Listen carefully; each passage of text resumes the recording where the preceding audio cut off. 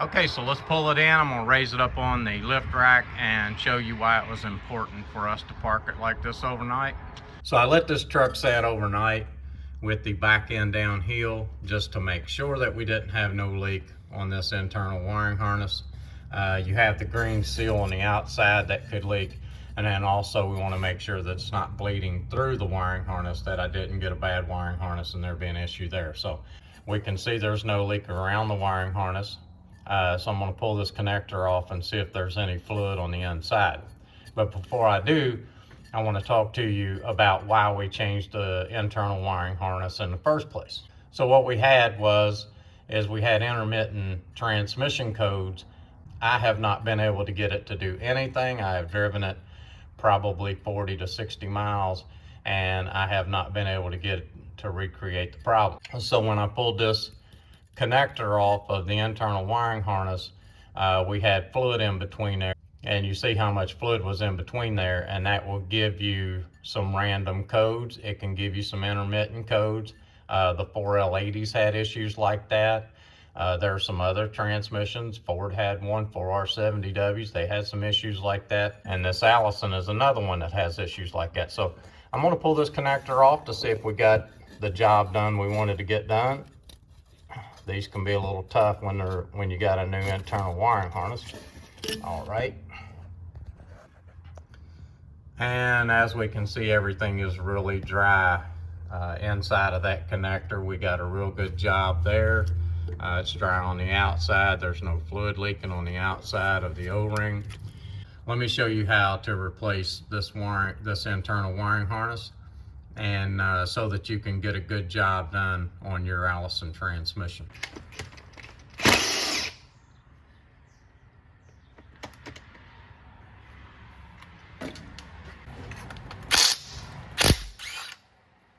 Okay, so now that we have gotten the filter off, the pan and the filter off, what we want to do is start taking the wiring harness off. You can see the wiring harness is going to all the connectors.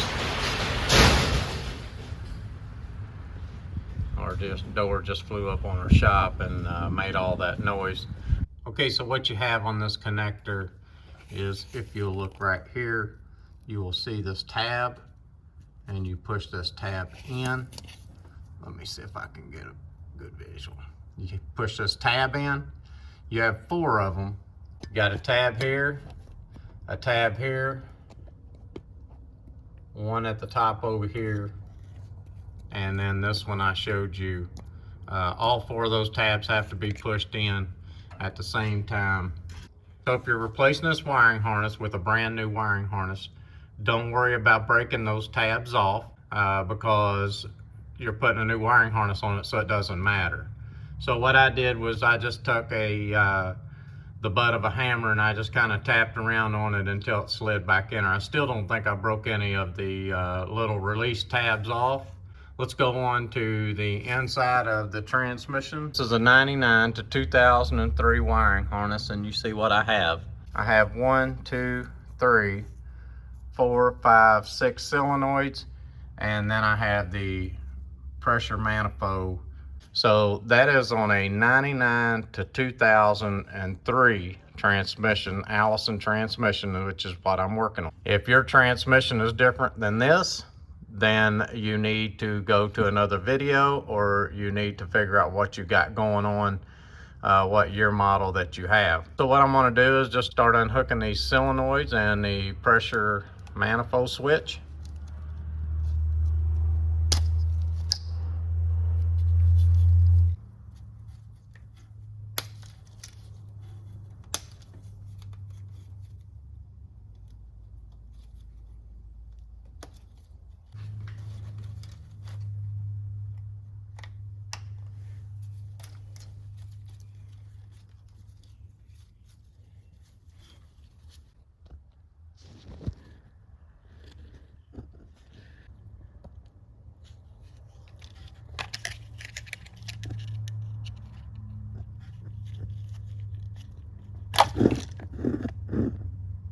Okay, so you can see right there, these clips are holding our wiring harness in place. So what we're going to do, pop these 2 clips out and get our wiring harness loose.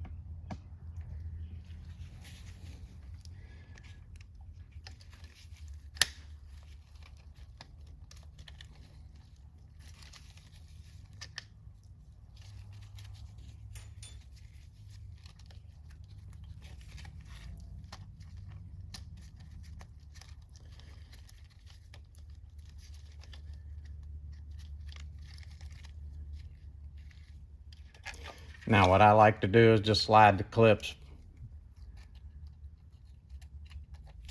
back up in, snap them in.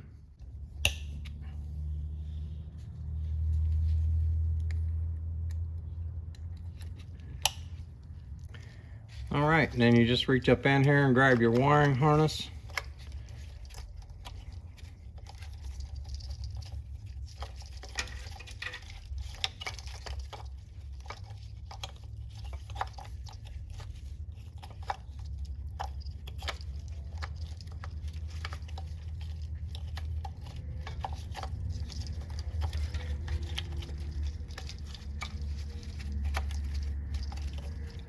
And fish it to the other side. And as you can see, it takes a little bit to get it down out of there, but you can get it down out of there without taking any solenoids out. There is our wiring harness.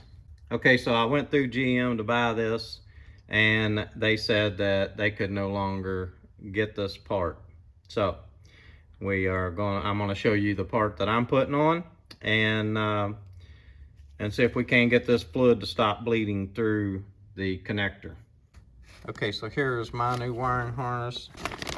What I am doing is just checking to make sure before I open the package that I have 6 plug-ins for solenoids, and I have a plug-in for my pressure switch manifold.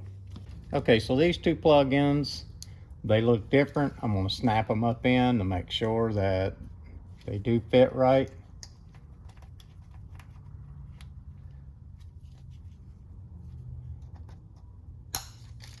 Yes, they're just a different design, but they're actually a better design, easier to get loose. Just pull back on the tab and they'll snap down out of there. A lot easier design. I'm going to give you a tip here. Always put a little bit of grease around this seal so that it'll slide back into the transmission good. So let's get that done. Okay, so what I'm putting on it is assembly goo. Just to let you know, if you work on transmissions, engines, whatever you work on, that assembly goo is really good stuff. I'll put a link below if you're interested in purchasing assembly goo. I'll also have a link below for this wiring harness, so check with those links on anything that I'm using, filter kit, fluid, assembly goo, the wiring harness, anything that I'm using in this video.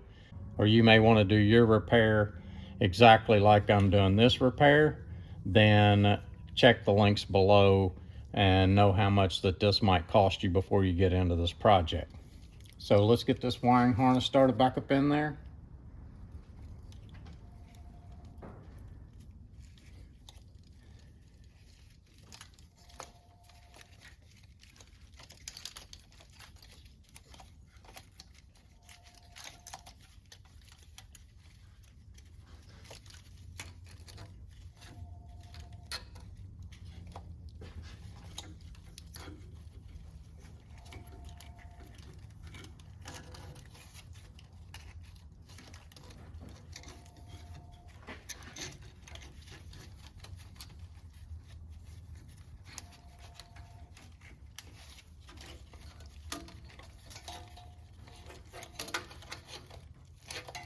Okay, so I got my wires all over to the side. I got my harness ready to snap back in there.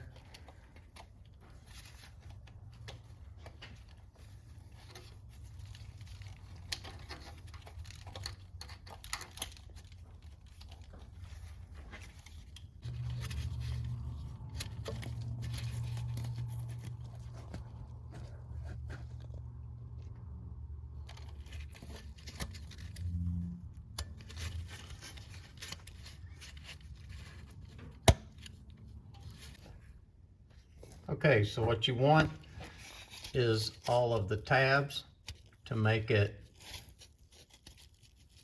through the transmission case, all the way through the transmission case. I am not there yet. Let's give it a little more pressure on it, see if we can get it back in there.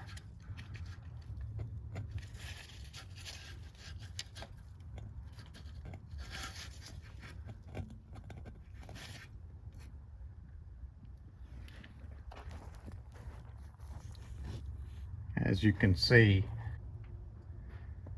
it's still not all the way back into the transmission. So I'm going to move it around here a little bit, see if I can get that to snap in.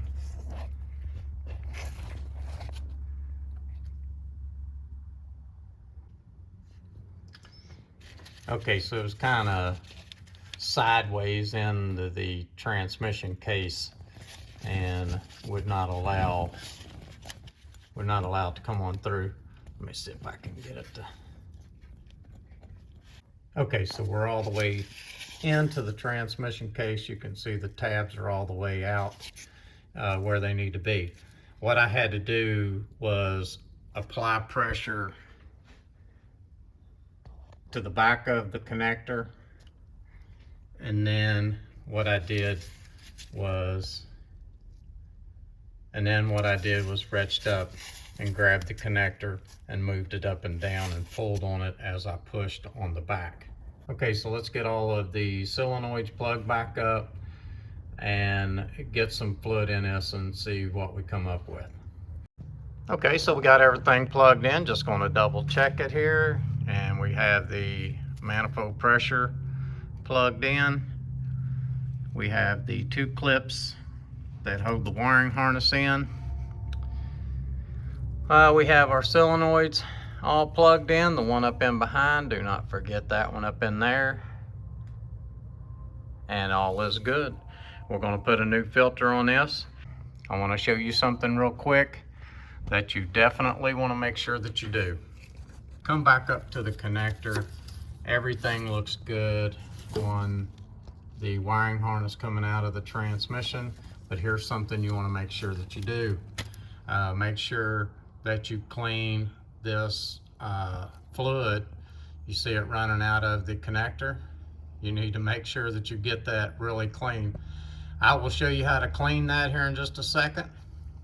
First, I'm going to put the pan on this and the filter and have it all ready to go. I'm going to let this sit here and drip out for a little while. Okay, so we got some rust on the pan. I'm going to take care of that and paint it while I've got it all. So I'm underneath the Allison, double checking everything. Look how the paint looks up against the transmission. The owner can tell that I did have the pan off this. I did work on this transmission. Plus, I'm going to give him a link to this video so he can watch. This is the recommended fluid, and this is what we're putting back in it. Okay, so what I've done is pulled the wiring harness back through across the cross member, and I've brought it out to the end here, letting it drain out a little bit. So what I like to do is get a screwdriver and get in behind there and pull this out. It exposes all your connections.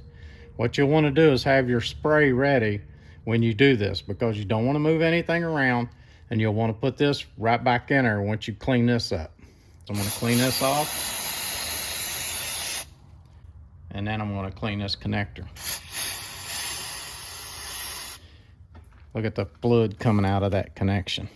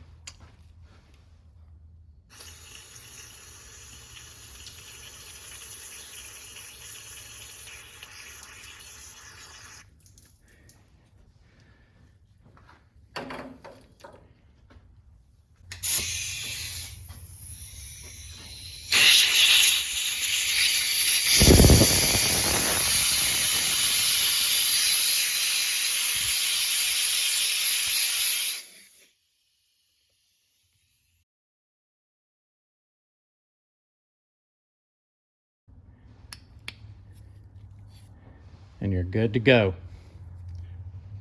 This connector looks good, it's clean. I don't have to worry about fluid being in there and causing me any more issues. You can see the arrow on top. And then you just push it back until you hear it snap. Okay guys, so we're going through the last steps before we send this truck home. We have no transmission codes. We have no transmission leaks. The transmission is full of fluid. I want to thank the owner for allowing us to use his truck in this video so that we could help you maybe fix your truck. This is Codeman's Auto, and please subscribe.